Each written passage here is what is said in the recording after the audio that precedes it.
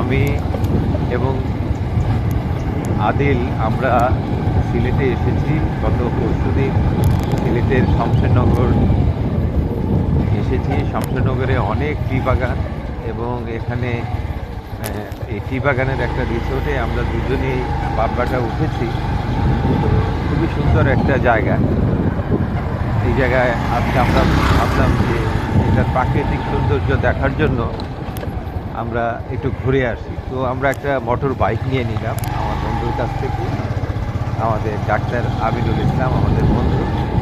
তো ওনার বাইকটা আমি নিয়ে ভাবলাম যে একটু অরণ্য ঘুরে আসি, চা বাগানে।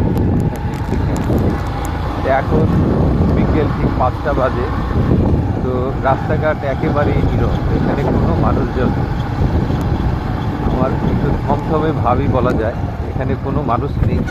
রাস্তাঘাট একটি ছোটো খারাপ আছে এবং বেশিরভাগটাই ভালো। তো আমরা শমশেরনগর ডানকান টি গার্ডেন থেকে বেরিয়েছি। টি গার্ডেন এখানে টি গার্ডেন আছে মোট 15টি এই কোম্পানির অধীনে। তো আমরা এক টি গার্ডেন থেকে আরেক টি গার্ডেনে যাচ্ছি এবং সামনে একটা লেক আছে যেটাকে সাধারণ জনগণ নাম দিয়েছে ক্যামেলিয়া লেক। আমরা এই এলাকাটি ঘুরছি প্রাকৃতিক সৌন্দর্য দেখার জন্য। দেখুন এখানে কত বানর, রাস্তাঘাটে দেখুন বানরের বানর আর বানর, বানর আর বানর।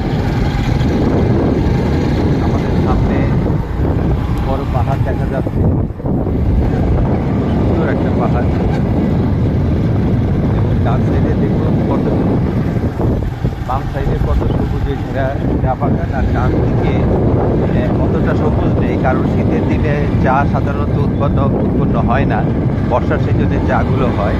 এই কারণে শীতের দিন আসলে তারা যেটা করে নভেম্বর মাসের দিকে তারা চায়ের ডালপালা সব কেটে দেয়।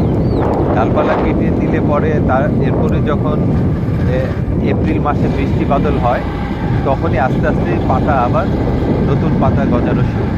এবং নতুন পাতা গজানো শুরু হলে এই ধরুন মে মাস জুন মাস থেকে আবার পাতা ওঠানো শুরু হয় এবং ওইগুলোতে চা বাগান। এবং এই শমশেরনগর ডানকান টি গার্ডেনের যে চা, এটা অত্যন্ত সুস্বাদু এবং স্বাস্থ্যসম্মত। এবং এই চা বানানোর প্রক্রিয়া আমি দেখেছি।